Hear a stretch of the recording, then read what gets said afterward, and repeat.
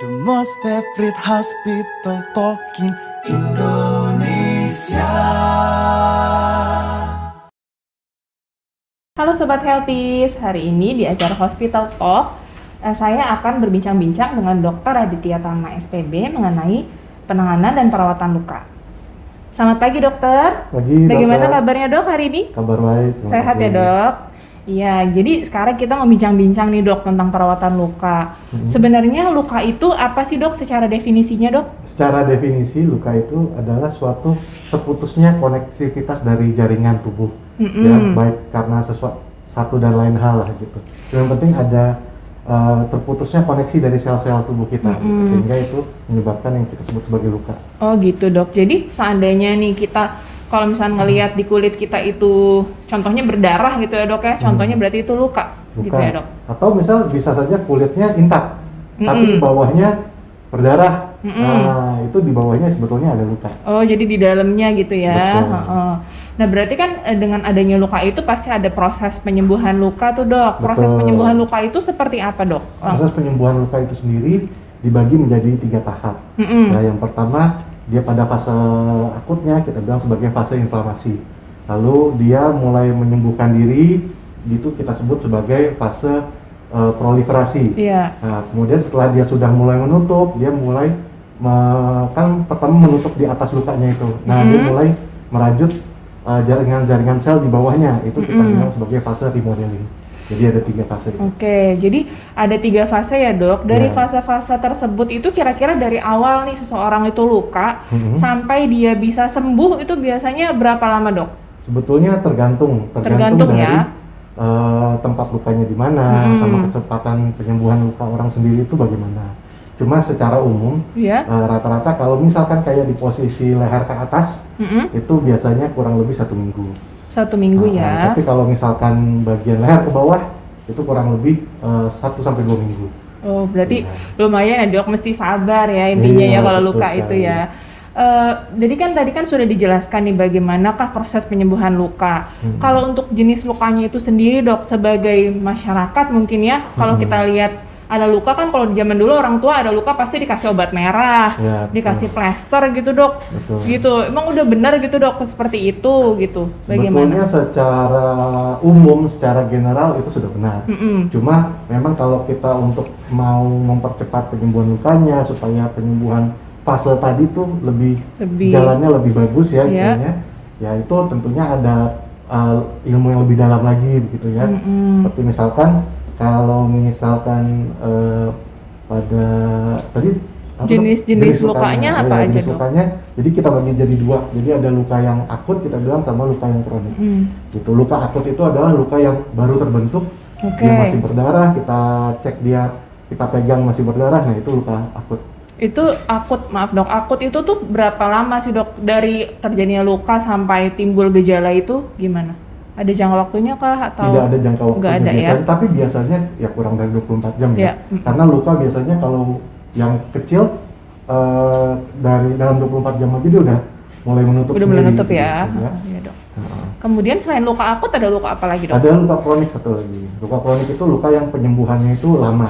Dan untuk dia masuk dari fase-fasenya tadi jatuhnya lebih lama dari waktu yang diperkirakan gitu. Tadi kan kayak misalkan kita bilang untuk setiap fasenya itu untuk menyelesaikan 3 fase itu dia butuh 1-2 minggu. Untuk kronik tentunya lebih dari 2 minggu. Berarti kenapa sih sesuatu luka itu bisa menjadi luka kronik dok? Kan tadi kan dokter bilang kalau misalnya lukanya kecil dia dalam waktu 24 jam bisa udah mulai menutup sendiri. Kalau lukanya besar berarti ada potensi untuk menjadi kronik atau gimana dok? Ya betul, makanya penilaian luka itu kita lihat dari ada beberapa faktor yang mempengaruhi luka tersebut ya. Misalkan contohnya dari luasnya luka, kedalaman luka, tepinya, lalu dasarnya luka bagaimana gitu, apakah bentuk lukanya menggaung atau tidak. Jadi banyak faktor yang sebenarnya itu mungkin yang bisa menilai dari dokter ya, yang untuk menilai seperti itu ya dok. Kalau untuk masyarakat sepertinya kalau sudah seperti itu nggak bisa nilai sendiri. Intinya berarti kalau lukanya sudah agak lama dirasa belum sembuh-sembuh, mungkin udah indikasi harus diperiksakan ya dok? Betul sekali. Atau misalkan lukanya yang cukup besar, tentunya yang tidak bisa ditangani sendiri sama masyarakat sama sobat healthies ya. Jadi ya bisa langsung dibawa ke petugas kesehatannya. Oh baik, berarti tadi sudah dijelaskan jenis-jenis luka, penyembuhan luka juga sudah. Nah kalau misalkan nih dok, tadi kan ada luka kronis itu mungkin sering sama orang-orang yang misalkan dia sudah lama berbaring di rumah nih, gara-gara dia misalkan ada riwayat sakit stroke, jadi nggak bisa mobilisasi lagi. Betul. Nah apakah bagaimana sih dok cara menghindari luka itu bisa terjadi gitu, luka baring itu yang lama gitu buat orang di rumah supaya bisa nggak terjadi luka gitu? Oke. Untuk luka kronik itu sendiri kan dia ada penyebabnya, pasti untuk suatu luka bisa menjadi kronik yang tadi saya bilang, seperti dari luasnya luka atau mungkin ada penyebab luka itu sendiri yang masih ada di dalam di sekitar lukanya gitu ya. Contoh misalkan pada kasus yang tirah baring lama gitu, dia lukanya itu kan disebabkan karena penekanan pada titik tubuh yang terus-menerus di satu titik itu gitu. Tidak ada pelepasan dari penekanannya sehingga akhirnya dia menyebabkan luka. Sehingga kalau contoh pada tirah baring, salah satu tipsnya adalah dilakukan mobilisasi pada pasien yang tirah baring, miring ke kanan atau miring ke kiri setiap setengah jam gitu. Ya. Kemudian kalau misalkan contoh pada luka kronik yang dikarenakan infeksi, tentunya infeksinya harus dihilangkan dulu gitu. Apabila ada nanahnya harus dikeluarkan gitu. Berarti kalau untuk contoh yang tirah baring itu yang merawat pasien di rumah itu harus ini ya dok, harus rajin ya digoyang-goyangin kanan kiri gitu, karena dimiringin kanan kiri, karena kalau dia di posisi yang sama terus menerus karena tekanan itu bisa membuat menjadi luka dan makin lama bisa sampai bolong ya dok, ya bahasa awamnya ya. Oke. Kalau seandainya nih, tadi kan kita sudah bilang tadi dokter udah ngasih contoh untuk luka yang ada nanahnya harus dikeluarkan gitu ya. Saat ini kan lagi pandemi nih dok, pandemi COVID-19 yang udah berjalan hampir, udah 1 tahun lebih ya. Terus masyarakat kan sepertinya dihimbau untuk gak usah ke rumah sakit dulu deh kalau misalkan memang tidak urgent gitu dok. Nah kira-kira nih kasus luka seperti apa sih yang harus dibawa segera ke rumah sakit dok, supaya masyarakat itu tahu tuh kapan sih saya harus buru-buru ke rumah sakit nih kalau saya luka gitu dok. Tentunya ini menjadi dilema tersendiri ya.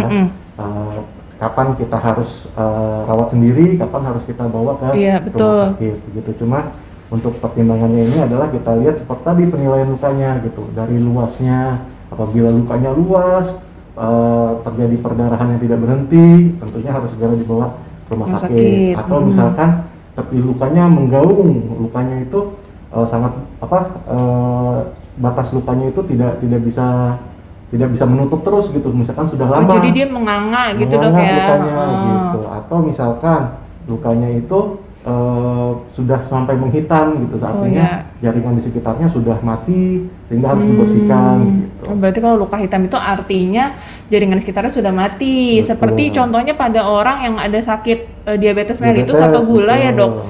Kan di kakinya itu kadang karena orang dengan diabetes mellitus itu sudah persyarafannya sudah terganggu. Jadi kalau misalkan dia berjalan-jalan tanpa alas kaki bisa terkena sesuatu luka dan tidak menyadarinya, makin lama makin parah lukanya, akhirnya bisa sampai menghitam. Dan bukan cuma karena persarafannya juga, tapi karena ada infeksi, dia kadang nggak sadar ada infeksi. Gitu. Karena dia betul ya dok. Jadi sehingga kalau pada kaki DM itu kita bagi lukanya menjadi 2, ada luka basah, ada luka kering, atau campuran. Gitu. Tergantung dari penyebab kaki DM-nya kenapa. Gitu ya dok. Berarti memang tidak semua luka itu bisa dibawa ke rumah sakit ya. Kecuali kalau memang yang tadi sudah dokter bilang, kalau memang dia besar, kayak menggaung dan berdarah gitu ya dok. Ya kalau bisa mungkin bisa dibawa ke rumah sakit. Tapi apakah perlu? Nah itu. Jadi ada hal-hal yang sebetulnya sebisa mungkin kalau masih kecil bisa ditangani oleh masyarakat umum, oleh sobat healthies ya. Cuma kalau misalkan memang sudah di luar kemampuan, sebaiknya langsung dibawa ke rumah sakit saja. Berarti dok, kalau secara umum nih, kalau misalnya kita ketemu luka nih ya dok, untuk penanganan luka itu langkah-langkahnya seperti apa dok? Penanganan luka itu sebetulnya prinsipnya cuma 3. Yang pertama adalah debris demam. Debris demam itu dari bahasa Inggris ya, atau artinya membersihkan. Kita membersihkan jaringan yang non vital, yang sudah tidak hidup, gitu. Lalu yang kedua adalah kita kontrol infeksinya. Lalu habis itu yang ketiga adalah kita mengontrol cairan dari lukanya itu sendiri atau kita bilang sebagai eksudat. Begitu. Eksudat itu contohnya mungkin kayak nanah gitu ya dok. Betul. Dan darah juga nanah termasuk. itu sudah eksudat yang udah kelamaan, Oh. jadinya nanah gitu. Tapi kalau misalkan masih baru, biasanya eksudat itu warnanya cairan yang keruh-keruh. Kalau kita misalkan jatuh itu luka kan suka ada cairan yang melapisi gitu. Nah itu kan adalah bagian dari plasma darah. Lama-lama nanti dia kalau terinfeksi jadinya eksudat. Oh begitu, jadi awalnya cairannya itu belum yang kuning banget ya dok. Belum. Mungkin kalau masyarakat awam mungkin belum begitu ngeh kali kalau lihat ada cairan yang cuman rada-rada bening gitu dikira apa gitu ya. Mungkin tahu sebetulnya, oh ini ada cairan luka nih, taunya ini cairan luka aja, tapi nggak tahu ini namanya apa dan fungsinya apa. Eksudat itu sebetulnya itu cairan sama, itu ada transudat, ada eksudat kita bilang. Kalau transudat itu masih bening dia cairannya. Cuma kalau misalkan pada cairan yang infeksi, warnanya sudah mulai keruh, kekuningan. Nah itu kita sebut sebagai eksudat. Dimana biasanya eksudat itu bakterinya banyak jumlahnya. Jadi, iya, makanya warnanya berubah ya dok. Betul. Berarti kalau seandainya kita nih luka di rumah dan Sobat Healthies mau membersihkan sendiri dok, apa sih yang dibutuhkan gitu untuk membersihkan lukanya supaya dia bisa cepat sembuh karena benar cara penanganan lukanya? Sebetulnya kita lihat dulu dari penanganan luka yang pertama itu, prinsip pertama adalah debri demang. Itu lukanya itu harus dibersihkan dulu. Nah, debri demang itu jadi kita membersihkan luka-luka tersebut dari jaringan-jaringan yang mati atau yang tidak vital. Ada berbagai macam cara untuk debri demang itu sendiri. Bisa pertama kita bilang sebagai autolitik debri demang. Autolitik itu jadi tubuh kita yang menghancurkan selnya itu sendiri gitu. Jadi tubuh kita ini sudah diberikan oleh Yang Maha Kuasa sel-sel yang gunanya untuk memakan sel-sel yang mati, begitu. Sehingga dia begitu ada jaringan yang mati, dia akan memakan jaringan itu mati itu sendiri sampai dia lukanya itu bagus untuk sudah siap untuk dilakukan kontrol bakteri. Gitu. Kalau yang autolytic debri demang itu berarti didiamkan saja dok? Apa bagaimana dok? Dia biasanya didiamkan saja, tapi tentunya dijaga tidak terinfeksi begitu ya. Jadi tetap ada dibersihkan. Begitu dengan cairan antiseptik atau misalkan kalau misalkan pada cairan antiseptik belum ada, mungkin bisa dibersihkan dengan air mengalir saja dulu. Yang penting dijaga agar tidak terkena kontaminasi lebih lanjut. Berarti itu mudah sekali ya dok, kalau seandainya kita terkena luka nih bisa langsung dialirkan dengan air yang bersih, itu sudah bisa membersihkan setidaknya beberapa persen lah dari luka tersebut. Betul. Ya dok. Contoh kalau saya baru teringat kalau pada kaki DM contohnya ya, kan ada tadi kita bilang sebagai luka yang sudah menghitam, yang sudah mati. Pada jenis kaki DM yang luka kering, itu kakinya itu akan, misalkan contohnya pada jarinya, dia lama-lama menghitam jadi seperti mumi. Tapi setelah dia menghitam dan kering, dia lama-lama kalau tidak dibersihkan, taruhlah tidak diapa-apakan saja gitu ya, nggak diapa-apain, itu akan putus sendiri. Oh begitu. Itu sebagai contoh salah satu autolitik debri demang itu. Oh oke dok. Jadi untuk membersihkan cairan, untuk membersihkan luka itu selain pakai air mengalir, tadi dokter bilang pakai cairan antiseptik. Betul. Kalau untuk Sobat Healthies kira-kira bisa pakai apa itu cairan antiseptik itu dok? Contohnya dok? Macam-macam ya cairan antiseptik ya, mulai dari yang paling tua kita ingat dari orang tua dulu obat merah gitu ya, itu salah satu bentuk antiseptik juga. Atau yang sering dipakai saat ini paling umum adalah cairan povidone iodin, atau kita secara, kalau satu lagi tuh merek kan soalnya. Jadi kalau misalkan nama cairan itu sendiri adalah larutan povidone iodin. Jadi boleh ya dok setelah dibersihkan dengan air boleh pakai cairan antiseptik itu. Atau alkohol 70%. Alkohol 70%. Itu pilih salah satu aja dok berarti. Pilih salah satu untuk antiseptiknya. Oke, berarti tadi sudah sampai ke debri demang. Setelah debri demang apa dok? Ya, penanganan luka. Harus melakukan kontrol dari bakteri. Jadi Kontrol supaya bakteri. tidak terjadi infeksi pada luka tersebut, kita harus kontrol bakterinya gitu. Bakteri itu akan menyebabkan infeksi apabila dia nilainya di atas 10.000 per lapang pandang kalau misalkan kita lihat di mikroskop ya. Nah gitu. Jadi kalau misalkan penanganan kontrol bakteri itu dengan cara tadi, kita kasih antiseptik, kita bersihkan dalam jangka waktu yang berkala gitu. Oke. Berarti dari semua luka itu sebenarnya selalu dilakukan penanganan bakteri tersebut, walaupun Pasti. misalkan belum ada nanahnya gitu, Belum, nggak masalah ya? Nggak masalah. Tetap kontrol penanganan kontrol terhadap jumlah bakteri ini tetap dilakukan. agar istilahnya tidak terjadi infeksi pada luka tersebut gitu. Jadi justru sebelum terjadi nanah itu kita cegah dulu ya dok, istilahnya Betul. seperti itu. Selain kontrol bakteri, ada lagi nggak dok? Setelah kontrol bakteri tentunya kita kan penanganan kontrol eksudat. Nah, kontrol eksudat itu dari misalkan kan cairan dari luka itu tetap akan keluar ya. Walaupun kita sudah kontrol bakterinya secara bagus misalkan, cairan luka itu akan tetap keluar. Sehingga kita harus mengontrol cairan tersebut agar istilahnya tidak menjadi infeksi lebih lanjut, begitu ya. Contohnya itu dengan cara kita memakai ganti balutan gitu misalkan. Sehingga kalau misalkan balutannya sudah jenuh, sudah basah, itu diganti. Gitu. Oke, sekarang kita sudah sampai ke penanganan luka ya. Nah, tadi kan dokter sempat menyebut masalah balutan ya dok. Sekarang apakah semua luka itu memang harus dibalut dok? Apa dia dibiarkan terbuka aja dok kalau misalkan ada luka tuh? Itu sebetulnya tergantung dari tipe lukanya sendiri. Balik lagi ke tipe luka ya dok berarti. Tipe lukanya sendiri. Luka itu sendiri kan kalau tadi kita bilang ada luka akut dan luka kronik ya. Kalau luka kronik itu tipenya banyak. Ada yang istilahnya luka, kita bilang luka slough. Luka slough itu jadi luka yang slough itu adalah suatu jaringan kekuningan yang menutupin luka gitu. Nah, jaringan kekuningan itu adalah respon tubuh terhadap luka. Sehingga kalau misalkan kita biarkan, dia akan menghambat pertumbuhan luka ini, sehingga harus dibuang. Lalu ada juga luka nekrotik seperti tadi yang dijelaskan Dr. Vanessa pada kasus-kasus kaki DM yang menghitam itu atau jaringannya sudah mati begitu. Atau luka infeksi misalkan. Luka infeksi contohnya dia merah, bernanah gitu. Ada juga yang luka granulasi kita bilang itu luka yang sudah mulai ada pertumbuhan jaringan untuk bridging dari lukanya sendiri sehingga lukanya udah mau sembuh istilahnya kita bilang gitu. Dan satu yang paling terakhir ada luka epitelisasi. Jadi sebetulnya lukanya sudah hampir sembuh, tinggal menunggu pertumbuhan epitelnya saja agar menutup lukanya semuanya. Oke, berarti dari berbagai tahap tersebut, intinya kalau misalkan Sobat Healthies lagi merawat lukanya nih, ya berarti sabar aja ya dok, diganti perbannya sampai dia benar-benar sembuh gitu. Betul. Ya dok. Untuk jenis perban sendiri, apakah perbannya cuma yang seperti kita ketahui itu dok, yang kayak kasa putih itu, atau ada jenis-jenis yang lain dok? Jenisnya sebetulnya banyak ya untuk pilihan penggantian luka, pergantian perban dari luka ini. Tapi yang paling umum, yang paling bisa paling mudah didapatkan oleh Sobat Healthies ya tentunya dengan menggunakan cairan NaCl sama kasa biasa.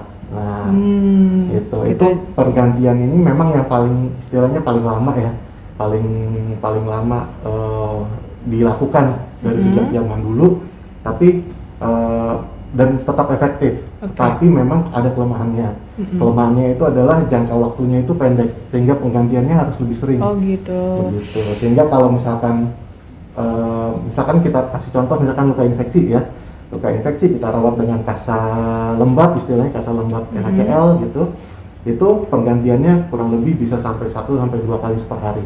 Karena dia kasanya itu akan jenuh dengan cepat, begitu. Jadi si kasanya itu dibasahkan dengan NaCl, habis itu ditutup lukanya dengan kasa lembab tersebut ya dok? Betul, atau bisa juga kalau misalkan kita mau memperpanjang masa penggantiannya gitu supaya istilah tidak terlalu sering gitu ya, itu bisa menggunakan metode modern dressing, itu dimana digunakan seperti bahan seperti hidrogel, hidrokoloid, foam gitu untuk merawat lukanya tersebut gitu. Modern dressing berarti ya sebutannya dok. Tapi modern dressing itu apakah bisa dilakukan di rumah dok? Bisa. Bisa ya dok? Bisa juga. Yang penting tidak dijaga tetap steril begitu. Gitu saja. Pokoknya kalau udah ada luka yang penting dijaga kesterilannya, rajin-rajin untuk mengganti perbannya gitu ya dok. Betul. Harus ya yang penting supaya bisa menunjang penyembuhan luka itu menjadi lebih cepat ya dok. Betul. Mungkin kalau masalah luka pasti nih Sobat Healthies bertanya-tanya, kalau saya pengen luka saya cepat sembuh tuh saya harus ngapain sih gitu kan. Kita kan sering dengar dok kalau orang habis dioperasi biasanya suka disuruh katanya makan ikan gabus yang banyak albuminnya gitu dok. Gitu salah satu caranya katanya buat mempercepat penyembuhan luka. Gimana Sebetulnya dok? untuk mempercepat itu kita balikin ke prinsip yang tadi, yaitu debris demam, kontrol infeksi, dan kontrol eksudat. Untuk yang debris demam ini sendiri kan tadi pilihannya banyak, ada bisa autolitik, ada Iya, bisa yang tadi ya. biological, ada bisa mechanical, ada bisa surgical, ada bisa apalagi itu saya itu lagi yang enzimatik satu lagi. Nah dari kelima pilihan ini yang paling cepat itu adalah yang surgical debris demam. Oke. Untuk hasilnya langsung kelihatan, langsung wah bersih gitu. Tapi memang ada kekurangannya dari masalah kecepatan, memang dia paling cepat, tapi memang dia lebih nyeri dibandingkan yang lain. Karena bagaimanapun ini suatu kita melakukan tindakan fisik pada luka itu Proses tersebut ya. pembedahan gitu ya dok berarti ya. Dan memerlukan kadang biaya yang lebih tinggi dibanding yang lain Iya gitu betul. ya. Apabila pada jangka waktu yang pendek, tapi kalau jangka waktu yang panjang, justru malah bisa yang debris demam ini bisa lebih efisien dalam hal finansial begitu. Dalam hal biaya dia lebih bagus justru. Berarti memang dari langkah-langkah penanganan luka yang tadi, setiap langkah itu krusial untuk gitu. menentukan bagaimanakah penyembuhan lukanya nanti ya dok. Jadi setelah dilakukan pembersihan luka, nah untuk kita jaga luka itu selalu tetap tetap bersih dan tetap pertumbuhan selnya tetap jalan gitu, tidak ada infeksinya. Yaitu setelah misalkan dia sudah dilakukan debris demam, kita lakukan perawatan dengan dressing luka, baik itu dengan kasa maupun dengan modern dressing gitu ya. Nah setelah itu ya kita lakukan kontrol eksudatnya itu dengan penggantian lukanya secara teratur. Pergantian perbannya ya dok, secara teratur ya. Pergantian perbannya ya sorry maksudnya itu. Baik, berarti sudah cukup jelas nih untuk Sobat Healthies ya, dari berbagai jenis luka, kapan sih kita harus ke rumah sakit, semua udah, maksudnya dari saat pandemi ini, di saat kita disarankan untuk tetap stay at home. Kalau lukanya yang tadi sudah jelaskan dokter Tama, berarti tahu nih kapan saya harus ke rumah sakit untuk memeriksakan luka saya gitu ya dok ya. Karena kalau luka yang besar dan lukanya infeksi juga didiamkan saja pun bisa berbahaya ya dokter.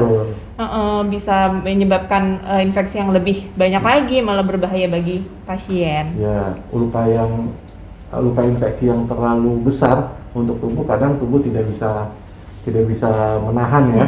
Mau nggak mau dia akan jatuh ke dalam kondisi yang kita bilang sebagai SIRS sampai bahkan sepsis.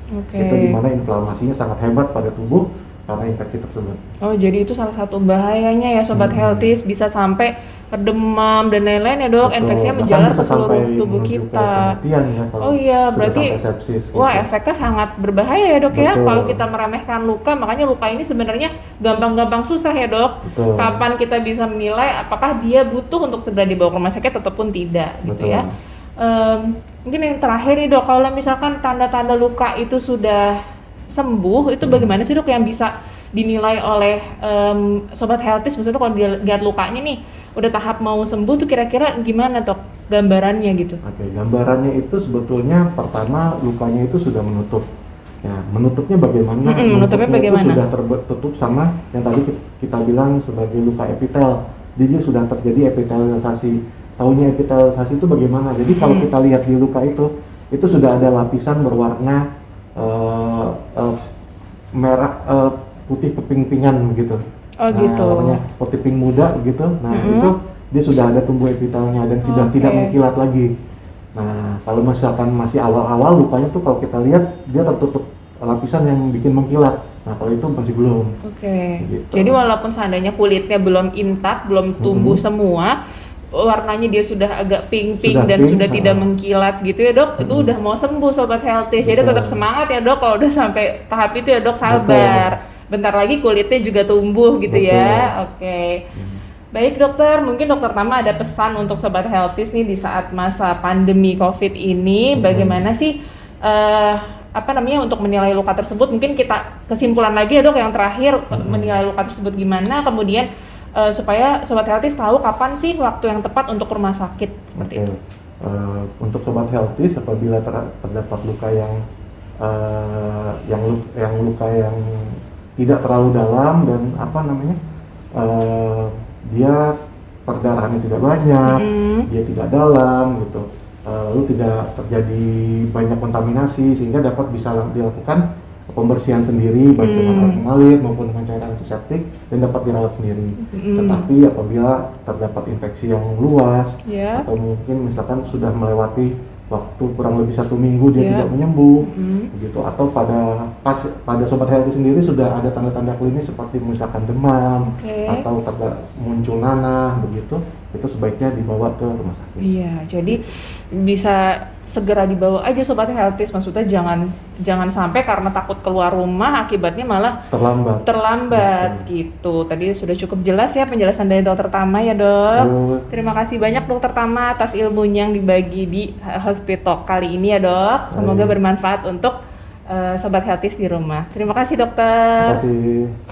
The most favorite hospital talking Indonesia.